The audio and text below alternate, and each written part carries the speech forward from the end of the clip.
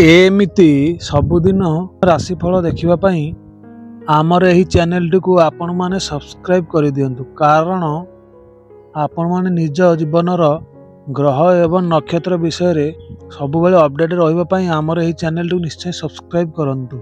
नमस्कार बंधुगण, मु हेउछि वैष्णव सुधाकर।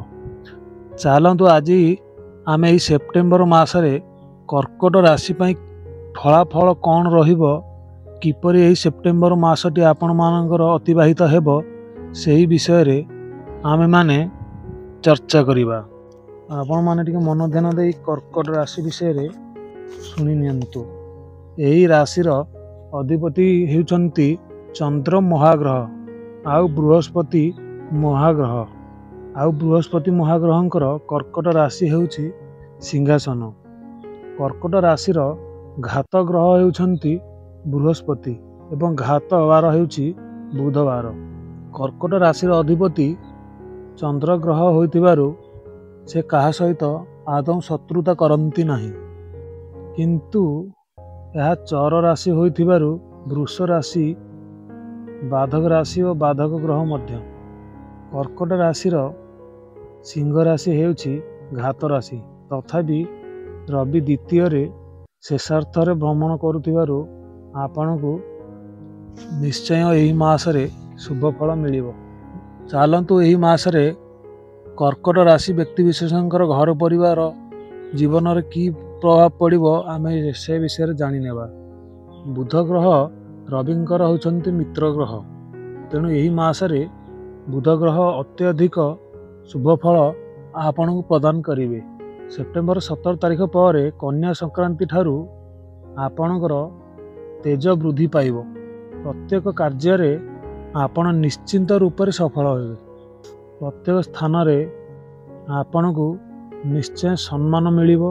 राज्य किंबा राज्य बाहर आपण को निश्चिंत भाव रे सम्मान मिलिबो। आपणकर शत्रु माने एही मासरे स्थिर रहिबा को बाध्य हेबे। जेते चेष्टा कले मध्य एही मासरे शत्रु माने असफल निश्चय रहिबे। आ आपणक घरे एही मासरे हस खुशी लगी रहिबो। भाई बापा मध्यरे भल संपर्क एही मासरे स्थापित रहिबो। चलतु आमे यापर व्यवसाय बिजनेस उपरे टिके नजर पकेबा। 16 तारिख जाए रवि एवं बुध एकत्र रहिबे एवं बुधादित्य जोग सृष्टि करिवे। 17 तारिख पर व्यवसाय रु पूर्व जहाँ आपणकर आय थिला अत्यधिक आय निश्चय आपणकर वृद्धि हेबो।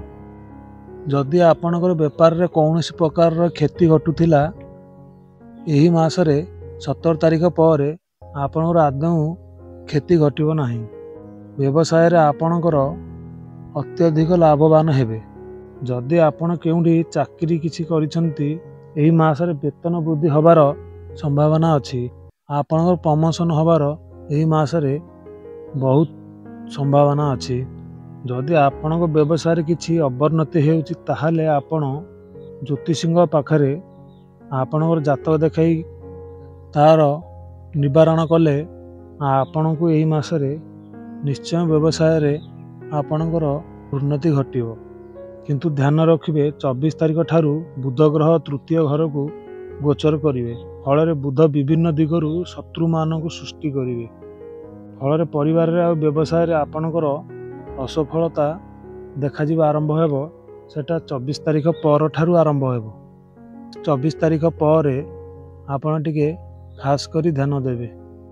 फल परिवार रे आ आपणक व्यवसाय रे आपणकर असफलता देखा दबो, असंतुष्ट मध्य देखा दबो। तेणु करी आपण माने 24 तारिख पर टिके सावधान होई रहिबे। चलंतु एबे आमे स्वास्थ्य अवस्था पर टिके ध्यान देबा। बृहस्पति महाग्रह एवं राहुंकर एही मासरे जोग थिबारु एही जोग को चांडाल जोग बोली कुहा जाए। फल महिला माने खास करी एही मासरे टिके अत्यधिक असुविधार सम्मुखीन होई पारंती। स्वास्थ्य उपरे कर्कट राशि व्यक्ति विशेष मानकर एही मासरे खराब प्रभाव रहिबो। स्वास्थ्य रे निश्चय बाधा देखा दबो। आपणकर एही मासरे अस्थि जनित समस्या अत्यधिक देखा दबो, जेपरिक जॉइंट पेन आउ अस्थि मज्जा संबंधित किछि रोग आपणकर ନିଶ୍ଚୟ ଦେଖାଦେବ। ଏହି ମାସରେ କର୍କଟ ରାଶି ବ୍ୟକ୍ତିବିଶେଷଙ୍କର ସ୍ୱାସ୍ଥ୍ୟ ଉପରେ ବହୁତ ପ୍ରଭାବ ପଡ଼ିବ। ଆପଣଙ୍କ ଶରୀରରେ ପ୍ରାୟତଃ ସମୟ ଛୋଟ ଛୋଟ ଇନଫେକ୍ସନ୍ ଲାଗି ରହିବ।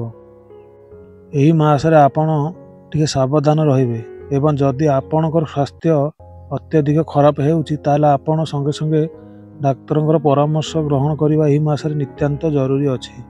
ଏହି ମାସରେ କର୍କଟ ରାଶି ବ୍ୟକ୍ତିବିଶେଷଙ୍କ ପାଇଁ ସ୍ୱାସ୍ଥ୍ୟ ଅବସ୍ଥା ଆଦୌ ଠିକ୍ ରହିବ ନାହିଁ, ତେଣୁକରି ଆପଣ ଟିକେ ସଚେତନ ହୋଇ ରହିବେ। ଚାଲନ୍ତୁ ଆମେ ବିବାହ ବିଷୟରେ ଟିକେ ଜାଣିନେବା। ଏହି ମାସରେ ସାଧାରଣତଃ ଗ୍ରହମାନଙ୍କର ଗୋଚର ସ୍ଥିତି ଯାହା ରହିଛି, ଏହି ମାସରେ କର୍କଟ ରାଶି ବ୍ୟକ୍ତିବିଶେଷଙ୍କର ବିବାହ ଯୋଗ ଆଦୌ ସମ୍ଭବ ନୁହେଁ।